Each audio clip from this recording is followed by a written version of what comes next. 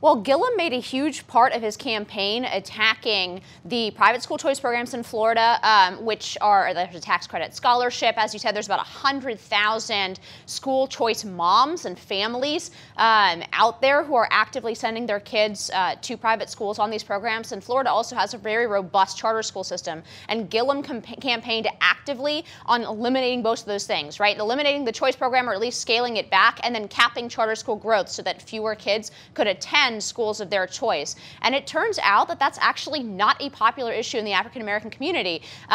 School choice gains anywhere from somewhere in the mid-60s, even the upper 70s percentile support for school choice, oftentimes because their kids are the ones attending some of the worst public schools in America, and they have no options to get out of those schools.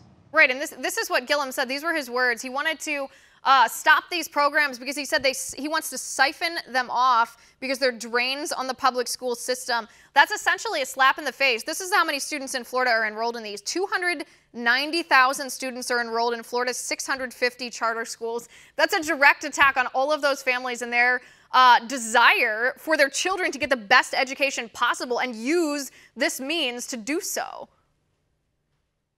There's a real split on this issue between a large part of the Democratic establishment and then also the progressive left that has an ideological opposition to school choice on the basis that it introduces competition. And so there's a real split between the leaders of the party on this and then a lot of their voters. As I said, somewhere around the vicinity of 75% of African American voters support school choice. Another 69–70% of Hispanic voters support school choice in polls. Now, they don't always, like every other human being, they weigh different issues and what's important to them.